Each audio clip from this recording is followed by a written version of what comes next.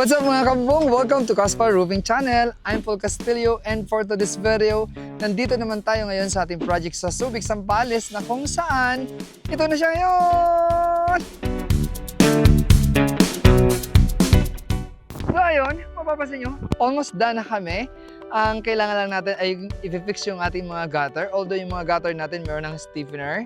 Yung purpose ng stiffener yan ay para sa alignment ng gutter sa taas at saka meron yung bit-bit sa ilalim. Ibig sabihin ng bit-bit ay yung support yon. So, support yon. Lalo na pag walang mga gutter hanger, kailangan natin lagyan ng support or gutter support or bit-bit.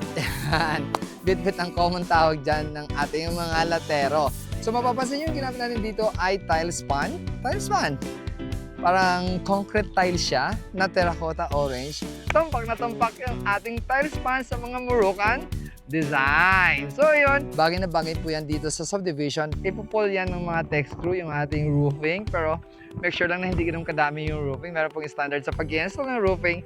Dapat dyan ay pa-diagonal. O, di ba? Or alternate. So, papakita namin yan sa aming susunod na mga video. Okay, and by the way, syempre, please don't forget to like and subscribe to our YouTube channel or please follow us in our Facebook page. Let's go!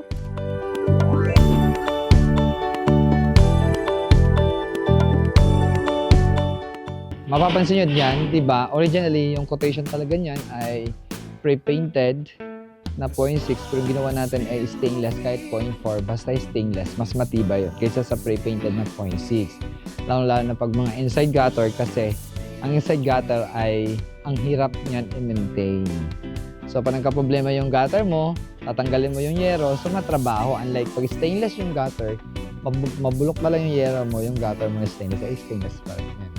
Kaya parang bonus na natin yan kay JC Salas na ginawang stainless. So yun, patapos na nga tayo. Ang kulang na lang dyan ay yun. Good gutter yan, pero nag-provide kami ng stainless gutter. Yun nga lang, concrete, tapos waterproof siya. Pero kung ako, mas maganda concrete, tapos papatungan siya ng stainless.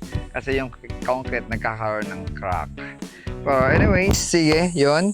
Mapapapansin nyo ito. Nakapag-install na tayo ng stainless gutter. Tapos yung ating capping and flashing, diretso yan sa labas. Ginawa na natin ng design kasi diretso lang na cap. So, yun. Tapos meron pa dyan, tapos inside and flashing. So, yun, and then ridge cap. So, yun, dyan na natatapos yung video nito at maraming salamat sa inyong pagsama. If you want good product, good price, and good service, please visit www.casparroofing.ph or Caspar Steel Roofing Incorporated in our Facebook page. And remember, if you want strong, durable, and built to last, may nakalimutan tayo. Shouting nga pala kay Jake Castro at Raymond Alog. At saka syempre, JC Salas Design and Construction. So, raise the roof!